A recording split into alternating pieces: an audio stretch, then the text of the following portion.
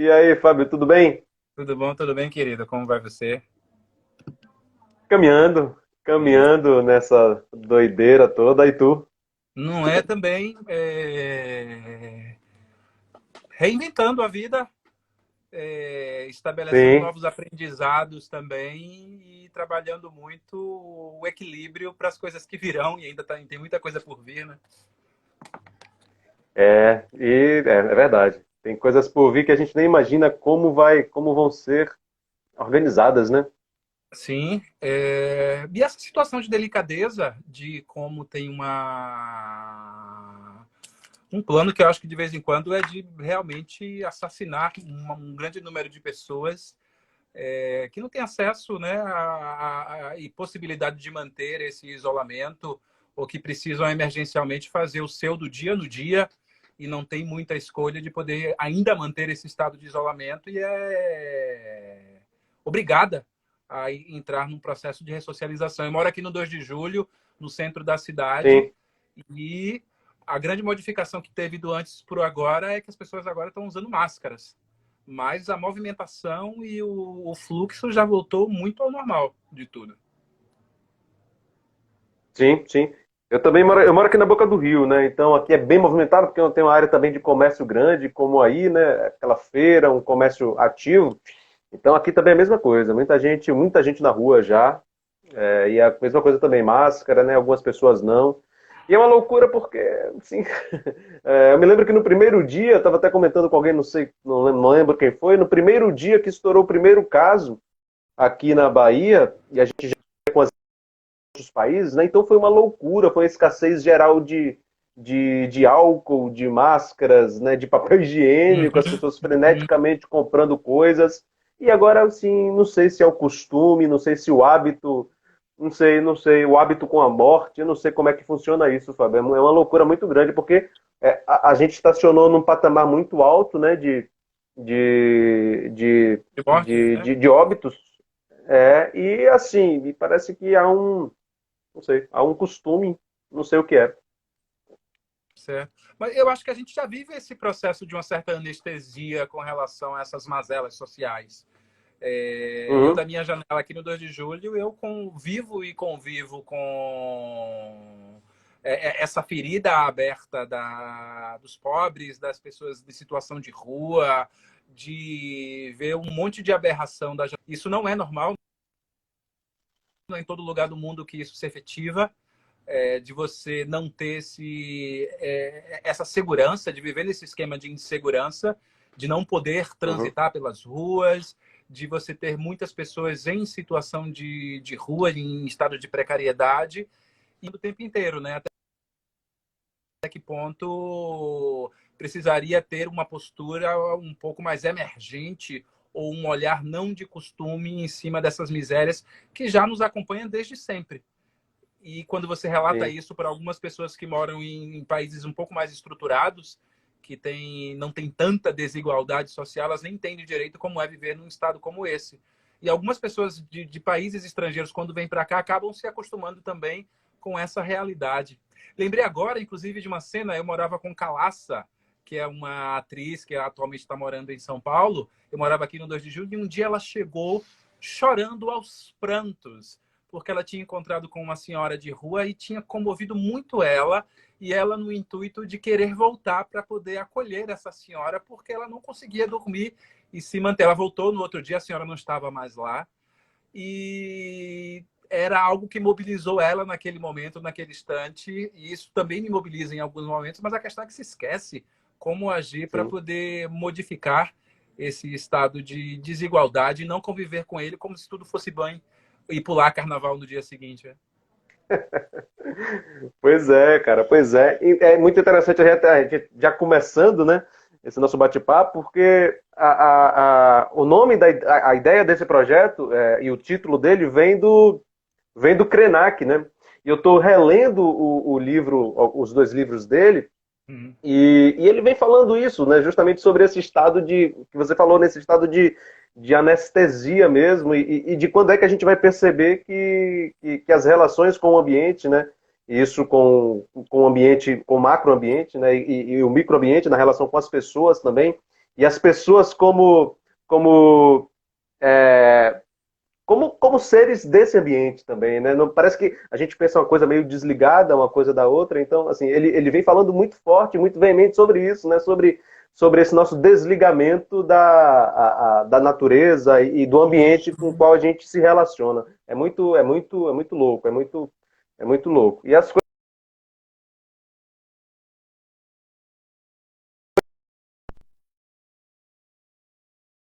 coisas. mim agora. Aquela. Peraí que deu uma travadinha. Você me ouviu? Ah, não ouvi o arremate de sua fala, de como a gente acaba se acostumando, né? E isso faz parte do nosso cotidiano, esse modo de encarar essas mazelas, de não encarar de frente.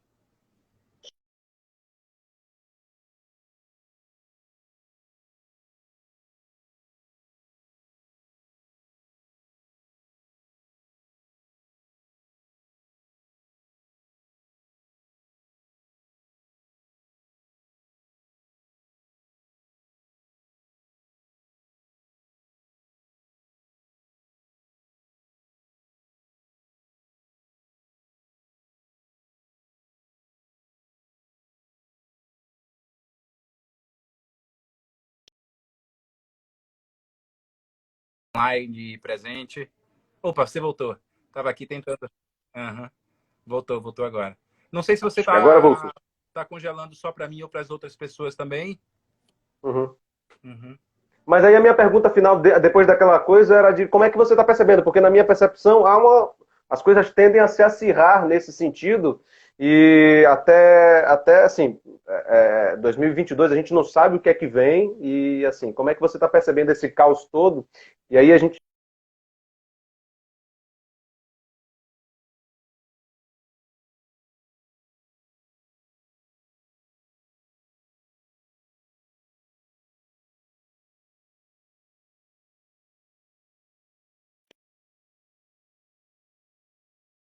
Não sei se eu respondo. Ah, e agora? Voltou. Hoje está demais, viu? Hoje está. Sexta-feira deve ser um dia nesse horário também que deve ter muito uso, né, desses meios virtuais. Mas eu entendi sua Sim, sim. pergunta. Se você travar, vou continuar falando aqui. É, Pronto, tudo bem. tenho tido um estado de alerta. Antes de gerar qualquer tipo de ação, como até esse projeto que eu estou fazendo agora, os solos em todos os solos, eu acabei me mantendo num movimento de escuta, de espreita, de espera para ver como as coisas iam se reorganizar. E coloquei até uma data que seria em junho para poder ver como as coisas iriam proceder, como seriam essas curvas de contágio, de como o mundo e esse mundo mais próximo iria se portar. Eu creio Uhum, que esse Estado ele deve ter movimentos de soltura, de prisão. Vamos viver essa sanfona outros momentos. Tem uma questão muito clara. A Pasternak, que é uma microbiologista que tem dado várias palestras, ela estava falando que o que precisa ser feito com esse vírus é se esconder dele. Você uhum, precisa não estar na linha de ação para que ele te encontre. E não estamos fazendo isso. Então, é muito claro que esse processo de contágio ele deve se acirrar. Tem alguns estados que já estão sofrendo mais agora, inclusive por essa questão de outras problemáticas infecciosas mais no sul, que isso já era previsto, inclusive, sim. que estão tendo picos de contágio e processos de reabertura que estão ficando estacionados. Estava até vendo esses números aqui em Salvador, estávamos com essa perspectiva de 60% dos leitos ocupados, mas é algo que deve Sim. ser acirrado. Os ônibus coletivos eles estão muito cheios, as pessoas estão, como sempre, como sardinhas, né? Muito imprensadas. Sabemos que o distanciamento seria o movimento ideal, isso não está acontecendo. Então, a previsão é que a gente tenha outros movimentos de fechamento, abertura, e não sei quando é que vai Uhum. ser aprendido a lição de que precisa fazer um isolamento mais sério. De alguma forma, eu tenho me adaptado a essas realidades virtuais, a esse mundo de distanciamento. Sempre quando eu falo de uma consciência de um lugar de privilégio, por ter internet, por ter uma possibilidade de instaurar uma movimentação nesse universo. Isso não é para todo mundo. Já estava um pouco nessa pesquisa, inclusive, dessas interfaces tecnológicas levadas para a cena. Tem um projeto que eu estou desenvolvendo, que estou no encaminhamento dele. Antes do isolamento começar, de alguma forma, eu já estava nesse isolamento criativo para gerar essa criação, e tem muito a ver com a utilização de projetores, câmeras, esses elementos que eu já começo a usar em Joelma e que tem um uso, um apontamento de utilização nesse novo projeto que tem o título de Monólogo das Sombras. Então, de alguma forma, eu tenho... A minha natureza já é tranquila com lidar com esses processos de isolamento. Eu já tenho um repertório de trabalho que ele é feito muito nesse recolher-se numa sala sozinho para poder gerar experimentações, improvisos, e, a partir disso, começar a se ater em tessituras criativas a partir da filmagem desse material. Então, de alguma forma, eu canalizei esses primeiros meses de isolamento para esses processos criativos que acabam sendo gerados. E uma perspectiva que eu tenho é de que a gente tenha o teatro voltando para uma realidade próxima do que a gente vivia antes, só lá para meados do ano que vem. Uma perspectiva bem otimista. Desse fluxo. Sim. Acho que a gente vai viver ainda muitos processos de reabertura, como já aconteceu. Acho que a gente tem uma vantagem, porque a gente já vive um processo de eco de realidades do Japão, da Europa, dos Estados Unidos, de como as coisas estão acontecendo lá. Eu achei, inclusive, muito rápido a reabertura de alguns lugares. Está tendo atualmente, por exemplo, o festival Zammerwerft, lá em Frankfurt, que é do Antagon. E eles tiveram que se readaptar, mantendo ainda um certo distanciamento. Estão numa programação que ela está muito online, mas como é um festival na rua que acontece, eles conseguem ter algumas atividades estabelecendo nem tanto distanciamento. Eu vi algumas imagens de atividades que estão acontecendo lá agora e as pessoas estão numa proximidade muito grande, sem utilização de máscaras, mas a gente tem um caso da Alemanha que fez o dever de casa muito bem, né? De como ficaram nesse isolamento, onde você não podia sair na rua se não fosse para comprar alimentos ou ir para comprar remédios, só no estritamente necessário. E a gente não viveu esse processo. E vivemos um costume, tá tudo bem, morrendo 1.200 pessoas por dia. Então, não entendo muito bem qual é a lógica que opera nas bandas de cá, não. Bom, Fabio, para quem está chegando, esse é o projeto Tá na Escuta, Prosas para Suspender o Céu. É um projeto que eu comecei meio aleatório, eu entrava e convidava pessoas para conversar, até para te dar uma ideia do que é esse projeto também, Fabio. E aí eu resolvi dar uma organizada, dar uma cara para ele e chamar pessoas para trocar ideias, né? Pessoas que eu admirava, pessoas que eu não conhecia tanto, mas que gostaria de conversar. Então a ideia do projeto é um pouco essa também. E também de estabelecer memória, né, que eu acho que é algo muito caro para a gente e necessário, né, na minha percepção, estabelecer essa memória do nosso fazer, né, dos nossos saberes e fazeres também, enquanto artistas e tal. Então, desde já queria te agradecer demais pela disponibilidade, sei que você está no corre aí também, com o espetáculo esse final de semana, mais uma vez, com o projeto Solos em Todos os Solos, então... muito obrigado pela presença e pela predisposição, cara, de estar aqui compartilhando teus aprendizados, tuas experiências. E eu sempre costumo fazer uma pergunta de início, Fábio, que é para todos que chegam, né, que é de onde você vem. Eu venho da Ribeira. Tem uma origem, né, uma gênese que é muito fixada, né, nesse ambiente da Cidade Baixa, de estudar, viver, só quando ficando mais adulto, adolescente, a partir de quando eu entro na escola técnica, eu começo um pouco a sair das fronteiras mais dessa cidade do interior dentro da cidade, que ainda acho que permanece, apesar de todo o cenário que a gente vive ainda lá. Meus pais ainda residem na Cidade Baixa, então tem um retorno que tinha, né? Tem 4 meses que eu não volto lá para visitá-los. Acabamos nos encontrando. E tenho essa referência que é muito forte dessa origem, dessa convivência, da memória. Impressionante toda vez que vou para lá, como as memórias pululam de ambientes, de lugares, de vielas, de becos, de lugares que acabei transitando muito nesse lugar da Cidade Baixa, da Ribeira. Bacana. E falando em memória, né? Assim, e já entrando nessa coisa do percurso das artes cênicas, do teatro, qual é a tua primeira memória que te vem, assim, do teatro mesmo? Memória do teatro. Eu lembro de Rita Semani do teatro, de ver a Oficina Condensada e ficar muito encantado. Eu fiz escola técnica e fiz teatro durante os 4 anos que me formei lá em eletrônica. Aí eu tenho memórias de Aisha Marques e de Zé Lauro apresentando o Homem Nu, que eles foram fazer apresentações dentro da escola.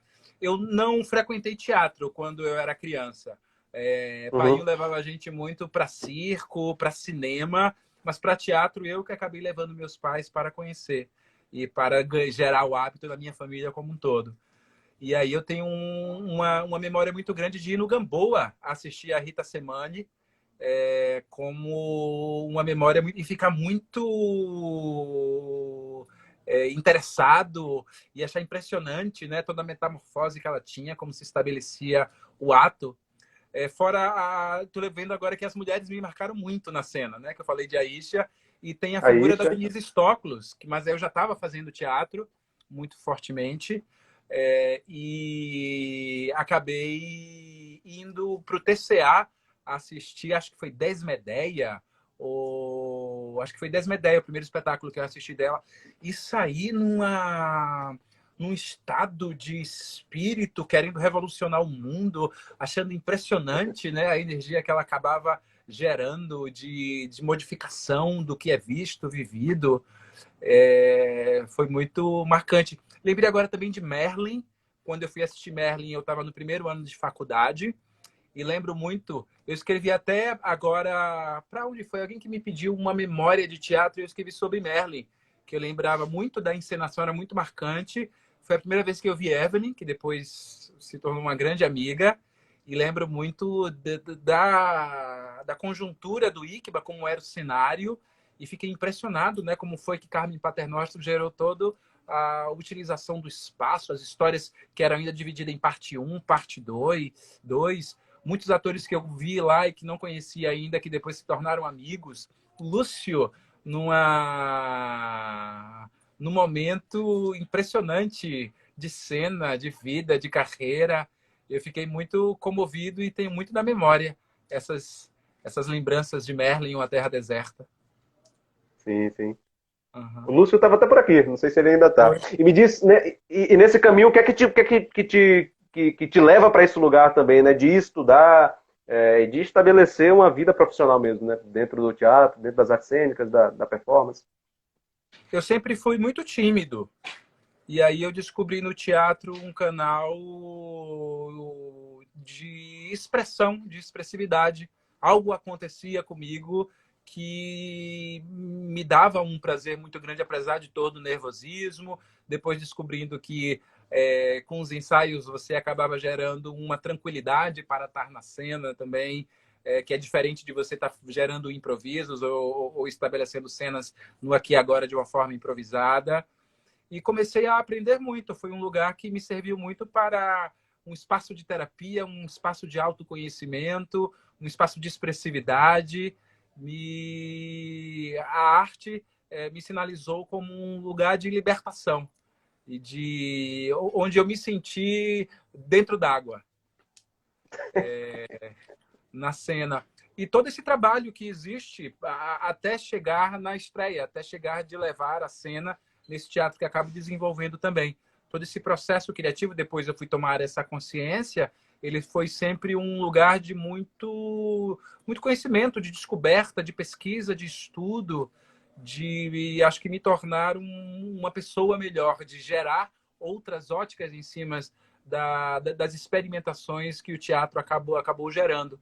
Acho que o Uhum. cotidiano e a vivência também com as teatro sempre me foi muito agradável Eu sempre gostei muito desse universo dos artistas, do modo como ele se portava, de uma liberdade. Eu sempre fui muito careta. Eu, quando comecei a fazer teatro, eu lembro de Vidotto, que estudava comigo, que quando eu fui fazer, eu estava Sim. estagiando na Telebahia nesse momento. E ele dizia assim, você é um funcionário público, o que é que você está fazendo aqui, no meio dessas pessoas? Quando eu comecei a fazer teatro, eu ficava muito impressionado, ou até tive um choque cultural do modo como eram lidadas várias questões, né? Sexualidade, drogas,